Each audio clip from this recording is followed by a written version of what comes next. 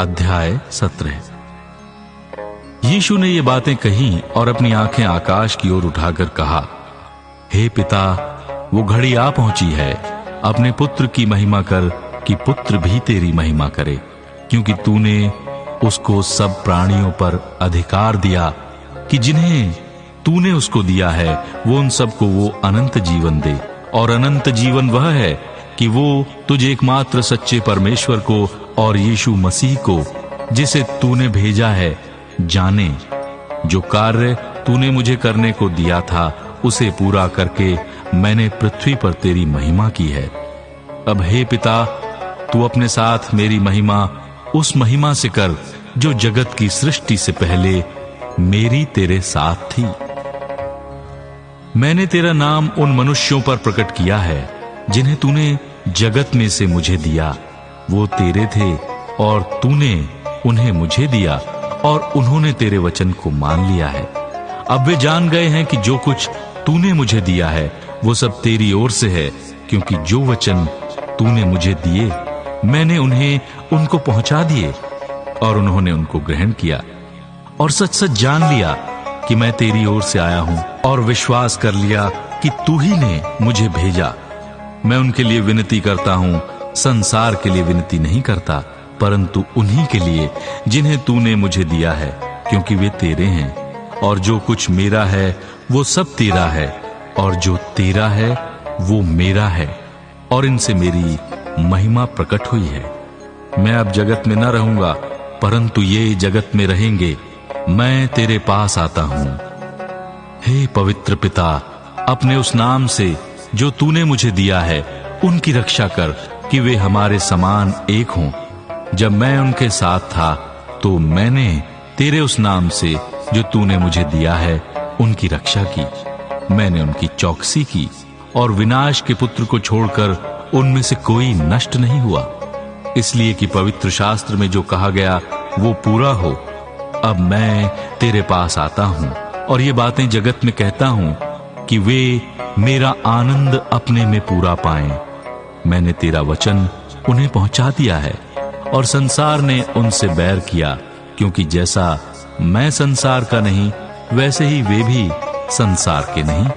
मैं ये विनती नहीं करता कि तू उन्हें जगत से उठा ले, परंतु ये कि तू उन्हें उस दुष्ट से बचाए रख। जैसे मैं संसार का नहीं वैसे ही वे भी संसार के नहीं। सत्य के द्वारा उन्हें पवित्र कर। तेरा वचन सत्य है।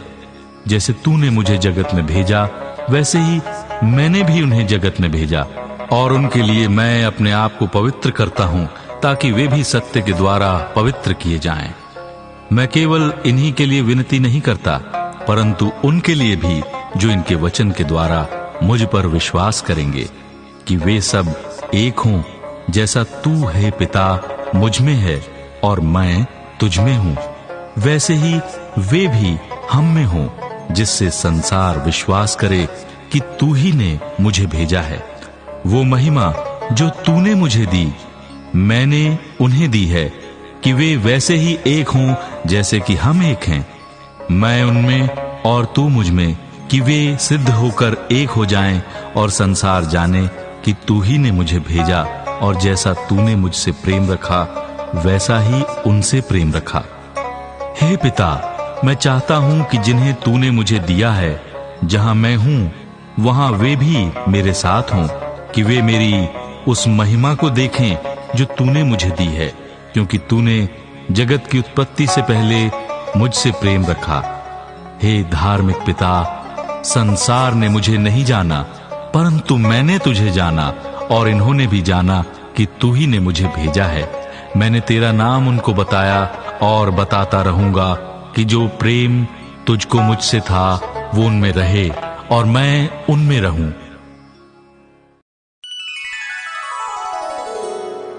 अध्याय 18। यीशु ये बातें कहकर अपने चेलों के साथ किद्रोन नाले के पास गया। वहां एक बारी थी जिसमें वो और उसके चेले गए। उसका पकड़ने वाला यहूदा भी वो जगह जानता था, क्योंकि यीशु अपने चेलों के साथ वहां जाया करता था। तब यहूदा सैनिकों के एक दल को और प्रधान याजकों और फरीसियों की ओर से प्यादों को लेकर दीपकों और मशालों और हथियारों को लिए हुए वहां आया। तब यीशु उन सब बातों को जो उस पर आने वाली थीं, जानकर निकला और उनसे कहा, किसे ढूंढते हो? उन्होंने उसको उत्तर दिया, यीशु नासरी को। यीशु ने उनसे कहा, मैं हूं। उसका पकड़वाने वाला यहूदा भी उनके साथ खड़ा था। उसके ये कहते ही मैं हूं, वे पीछे हटकर भूमि पर गिर पड़े। तब उसने फिर उनसे पूछा, तुम किसको ढूंढते हो? वे बोले, यीशु नासरी को। यीशु ने उत्तर दिया, मैं तो तुमसे कह चुका हूं कि मैं हूं। यदि मुझे ढूंढते हो तो इन्हें जाने दो। ये इसलिए हुआ कि वो वचन पूरा हो जो उसने कहा था, जिन्हें तूने मुझे दिया उनमें से मैंने एक को भी न खोया। तब शमौन पतरस ने तलवार जो उसके पास थी खींची और महायाजक के दास पर चलाकर उसका दाहिना कान उड़ा दिया। उस दास का नाम मलखुस था। तब यीशु ने पतरस से कहा, अपनी तलवार म्यान में रख। जो कटोरा पिता ने मुझे दिया है, क्या मैं उसे न पीऊं? तब सैनिकों और उनके सूबेदार और यहूदियों के प्यादों ने यीशु को पकड़कर बांध लिया और पहले उसे हन्ना के पास ले गए, क्योंकि वो उस वर्ष के महायाजक काइफा का ससुर था। ये वही काइफा था जिसने यहूदियों को सलाह दी थी कि हमारे लोगों के लिए एक पुरुष का मरना अच्छा है। शमौन पतरस और एक अन्य चेला भी यीशु के पीछे हो लिए। ये चेला महायाजक का जाना पहचाना था, इसलिए वो यीशु के साथ महायाजक के आंगन में गया, परंतु पतरस बाहर द्वार पर खड़ा रहा। तब वो दूसरा चेला जो महायाजक का जाना पहचाना था बाहर निकला और द्वारपालिन से कहकर पतरस को भीतर ले आया। उस दासी ने जो द्वारपालिन थी पतरस से कहा, कहीं तू भी इस मनुष्य के चेलों में से तो नहीं है? उसने कहा, मैं नहीं हूं।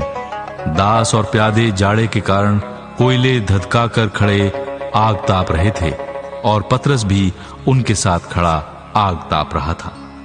तब महायाजक ने यीशु से उसके चेलों के विषय में और उसके उपदेश के विषय में पूछताछ की। यीशु ने उसको उत्तर दिया, मैंने संसार से खुलकर बातें की। मैंने आराधनालयों और मंदिर में, जहां सब यहूदी इकट्ठे हुआ करते हैं, सदा उपदेश किया और गुप्त में कुछ भी नहीं कहा। तू मुझसे क्यों पूछता है? सुनने वालों से पूछ कि मैंने उनसे क्या कहा। देख, वो जानते हैं कि मैंने क्या क्या कहा। जब उसने ये कहा तो प्यादों में से एक ने जो पास खड़ा था यीशु को थप्पड़ मारकर कहा, क्या तू महायाजक को इस प्रकार उत्तर देता है? यीशु ने उसे उत्तर दिया, यदि मैंने बुरा कहा तो उस बुराई की गवाही दे, परंतु यदि भला कहा तो मुझे क्यों मारता है? हन्ना ने उसे बंधे हुए काइफा महायाजक के पास भेज दिया। शमौन पतरस खड़ा हुआ आग ताप रहा था। तब उन्होंने उससे कहा, कहीं तू भी उसके चेलों में से तो नहीं है? उसने इनकार करके कहा, मैं नहीं हूं। महायाजक के दासों में से एक जो उसके कुटुंब में से था, जिसका कान पतरस ने काट डाला था, बोला, क्या मैंने तुझे उसके साथ बारी में नहीं देखा था? पतरस फिर इनकार कर गया और तुरंत मुर्ग ने बांग दी। तब वे यीशु को काइफा के पास से किले को ले गए और भोर का समय था, परंतु वे अपने आप किले के भीतर नहीं गए ताकि अशुद्ध ना हो, परंतु फसह खा सकें। तब पिलातुस उनके पास बाहर निकल आया और कहा, तुम इस मनुष्य पर किस बात का आरोप लगाते हो? उन्होंने उसको उत्तर दिया, यदि वो कुकर्मी न होता तो हम उसे तेरे हाथ न सौंपते। पिलातुस ने उनसे कहा, तुम ही इसे ले जाकर अपनी व्यवस्था के अनुसार उसका न्याय करो। यहूदियों ने उससे कहा, हमें अधिकार नहीं कि किसी का प्राण ले। ये इसलिए हुआ कि यीशु की वो बात पूरी हो जो उसने ये संकेत करते हुए कही थी कि उसकी मृत्यु कैसी होगी। तब पिलातुस फिर किले के भीतर गया और यीशु को बुलाकर उससे पूछा, क्या तू यहूदियों का राजा है? यीशु ने उत्तर दिया, क्या तू ये बात अपनी ओर से कहता है या दूसरों ने मेरे विषय में तुझसे ये कहा है? पिलातुस ने उत्तर दिया, क्या मैं यहूदी हूं? तेरी ही जाति और प्रधान याजकों ने तुझे मेरे हाथ सौंपा है। तूने क्या किया है? यीशु ने उत्तर दिया, मेरा राज्य संसार का नहीं। यदि मेरा राज्य इस संसार का होता तो मेरे सेवक लड़ते कि मैं यहूदियों के हाथ सौंपा न जाता, परंतु मेरा राज्य यहां का नहीं। पिलातुस ने उससे कहा, तो क्या तू राजा है? यीशु ने उत्तर दिया, तू कहता है कि मैं राजा हूं। मैंने इसलिए जन्म लिया और इसलिए संसार में आया कि सत्य की गवाही दूं। जो कोई सत्य का है वो मेरा शब्द सुनता है। पिलातुस ने उससे कहा, सत्य क्या है? ये कहकर वो फिर यहूदियों के पास निकल गया और उनसे कहा, मैं तो उसमें कुछ दोष नहीं पाता, पर तुम्हारी ये रीति है कि मैं फसह में तुम्हारे लिए एक व्यक्ति को छोड़ दूं। अतः क्या तुम चाहते हो कि मैं तुम्हारे लिए यहूदियों के राजा को छोड़ दूं? तब उन्होंने फिर चिल्लाकर कहा, इसे नहीं, परंतु हमारे लिए बरअब्बा को छोड़ दे। और बरअब्बा डाकू था।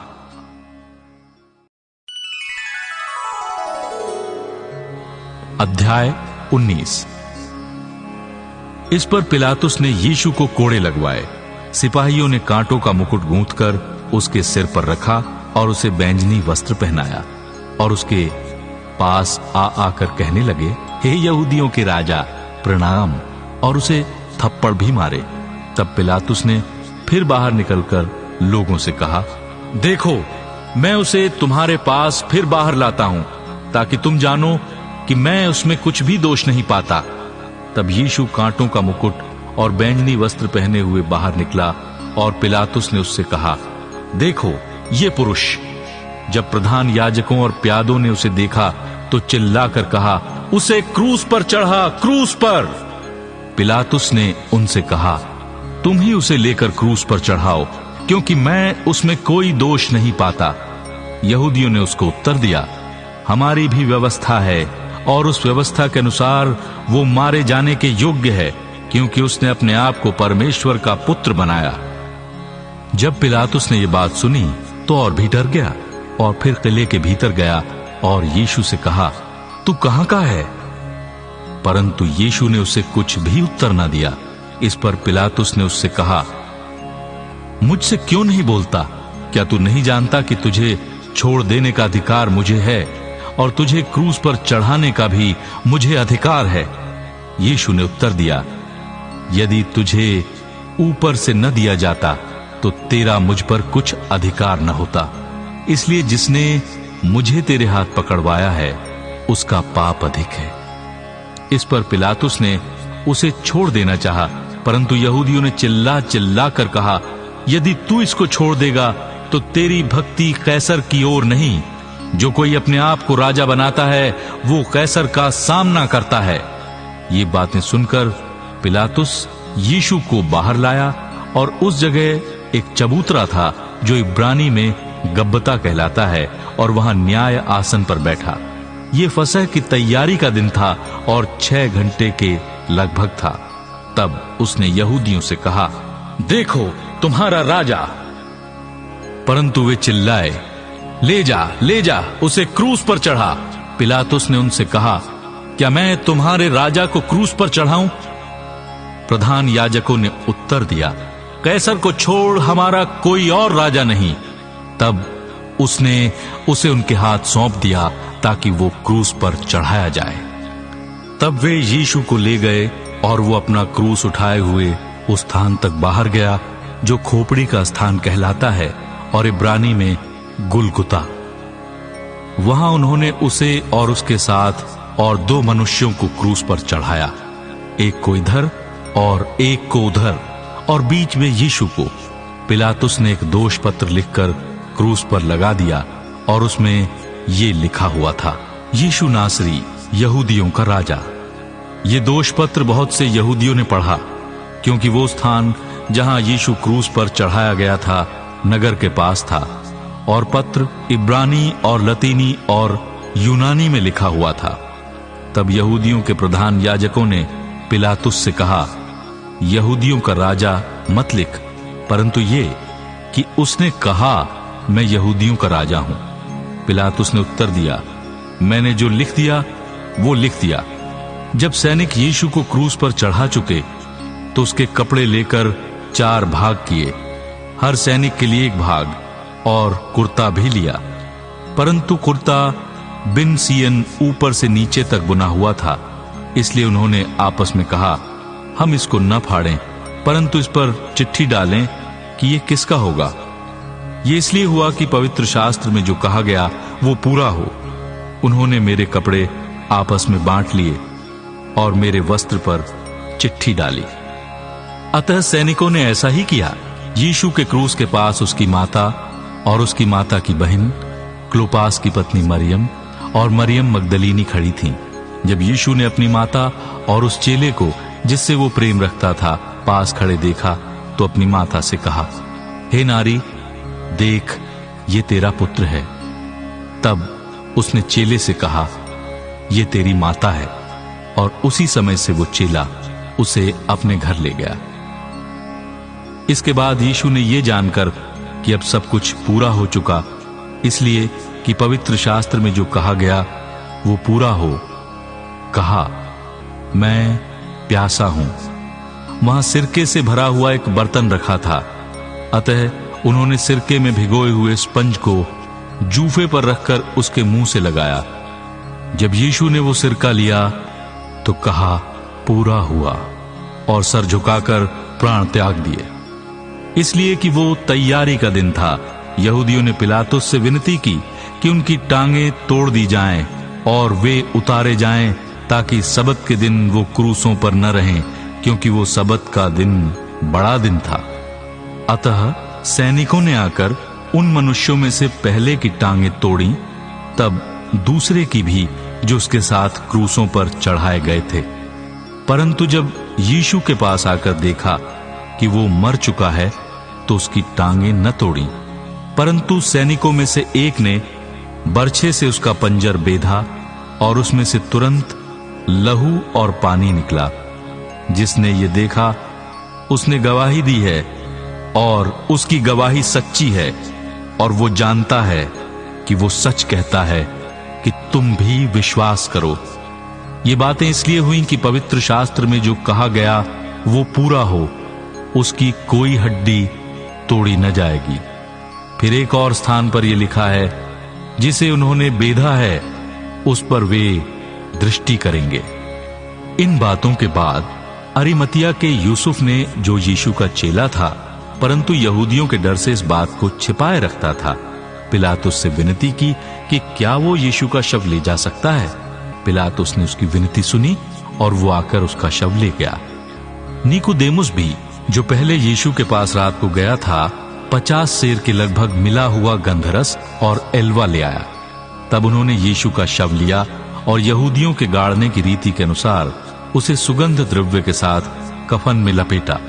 उस स्थान पर जहां यीशु क्रूस पर चढ़ाया गया था, एक बारी थी, और उस बारी में एक नई कब्र थी जिसमें कभी कोई न रखा गया था।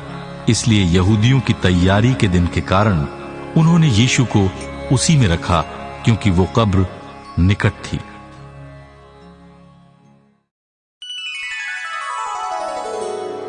अध्याय 20। सप्ताह के पहले दिन मरियम मगदलीनी भोर को अंधेरा रहते ही कब्र पर आई और पत्थर को कब्र से हटा हुआ देखा। तब वो दौड़ी और शमौन पतरस और उस दूसरे चेले के पास, जिससे यीशु प्रेम रखता था, आकर कहा, वे प्रभु को कब्र में से निकाल ले गए हैं और हम नहीं जानती कि उसे कहां रख दिया है। तब पतरस और वो दूसरा चेला निकलकर कब्र की ओर चले।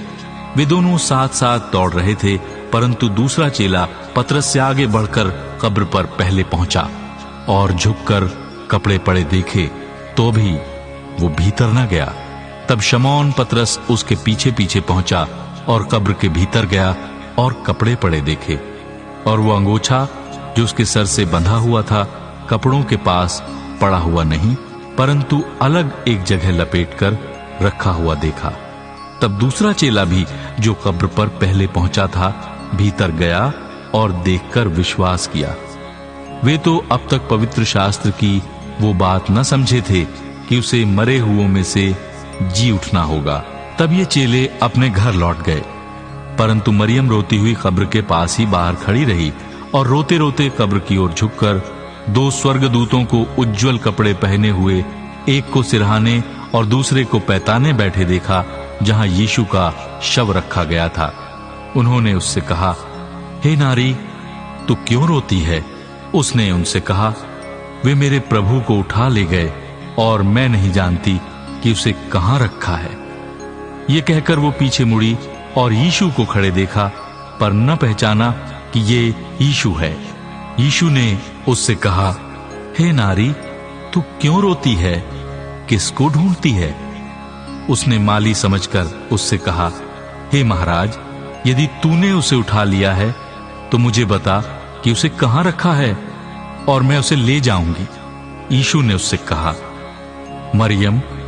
उसने पीछे मुड़कर उससे इब्रानी में कहा, रब्बूनी, अर्थात हे गुरु।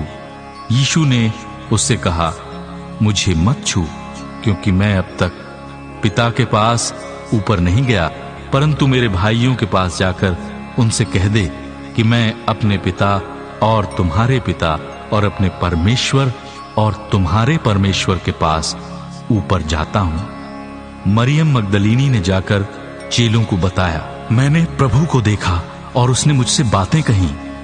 उसी दिन, जो सप्ताह का पहला दिन था, संध्या के समय, जब वहां के द्वार जहां चेले थे यहूदियों के डर के मारे बंद थे, तब यीशु आया और उनके बीच में खड़ा होकर उनसे कहा, तुम्हें शांति मिले। और ये कहकर उसने अपना हाथ और अपना पंजर उनको दिखाए। तब चेले प्रभु को देखकर आनंदित हुए। यीशु ने फिर उनसे कहा, तुम्हें शांति मिले। जैसे पिता ने मुझे भेजा है, वैसे ही मैं भी तुम्हें भेजता हूं।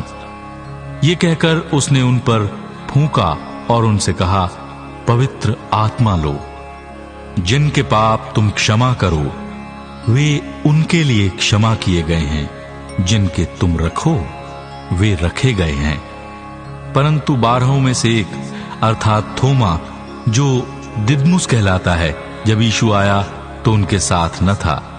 जब अन्य चेले उससे कहने लगे, हमने प्रभु को देखा है, तब उसने उनसे कहा, जब तक मैं उसके हाथों में कीलों के छेद न देख लूं और कीलों के छेदों में से अपनी उंगली न डाल लूं और उसके पंजर में अपना हाथ न डाल लूं, तब तक मैं विश्वास नहीं करूंगा। 8 दिन के बाद उसके चेले फिर घर के भीतर थे और थोमा उनके साथ था और द्वार बंद थे। तब यीशु आया और उनके बीच में खड़े होकर कहा, तुम्हें शांति मिले। तब उसने थोमा से कहा, अपनी उंगली यहां लाकर मेरे हाथों को देख और अपना हाथ लाकर मेरे पंजर में डाल और अविश्वासी नहीं परंतु विश्वासी हो। ये सुनकर थोमा ने उत्तर दिया, हे मेरे प्रभु, हे मेरे परमेश्वर। यीशु ने उससे कहा, तूने मुझे देखा है, क्या इसलिए विश्वास किया है? धन्य वे हैं जिन्होंने बिना देखे विश्वास किया। यीशु ने और भी बहुत से चिन्ह चेलों के सामने दिखाए, जो इस पुस्तक में लिखे नहीं गए, परंतु ये इसलिए लिखे गए हैं कि तुम विश्वास करो कि यीशु ही परमेश्वर का पुत्र मसीह है और विश्वास करके उसके नाम से जीवन पाओ। अध्याय 21। इन बातों के बाद यीशु ने अपने आप को तिबिरियास झील के किनारे चेलों पर प्रकट किया और इस रीति से प्रकट किया, शमौन पतरस और थोमा, जो दिदमुस कहलाता है, और गलील के काना नगर का नतनएल और जब्दी के पुत्र, और उसके चेलों में से 2 और जन इकट्ठे थे।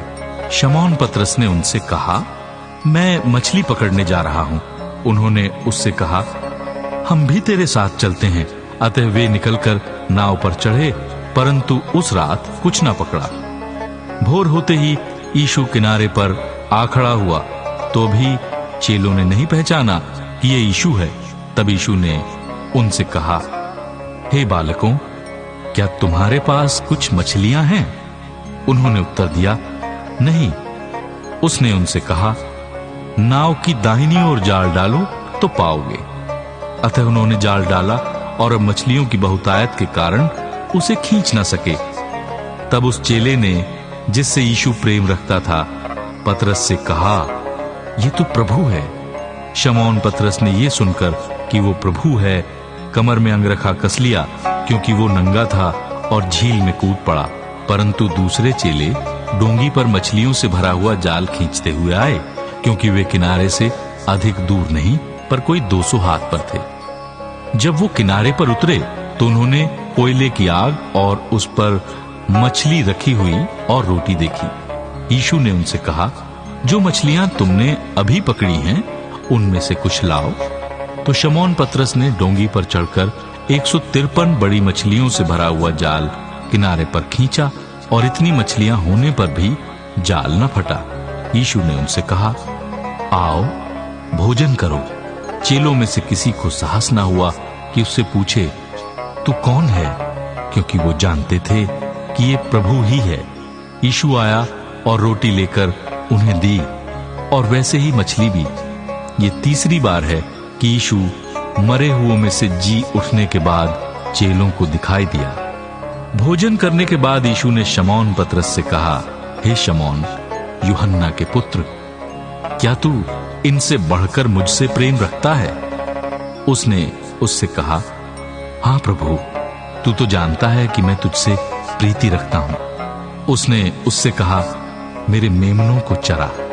उसने फिर दूसरी बार उससे कहा, हे शमौन, यूहन्ना के पुत्र, क्या तू मुझसे प्रेम रखता है?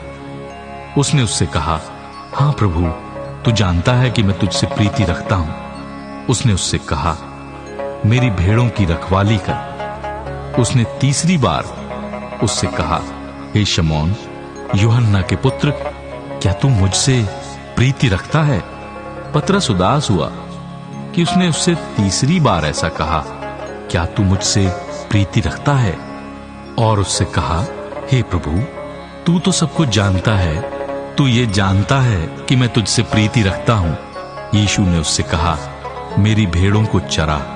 मैं तुझसे सच सच कहता हूं, जब तू जवान था तो अपनी कमर बांधकर जहां चाहता था वहां फिरता था, परंतु जब तू बूढ़ा होगा तो अपने हाथ फैलाएगा, और दूसरा तेरी कमर बांधकर जहां तू न चाहेगा वहां तुझे ले जाएगा।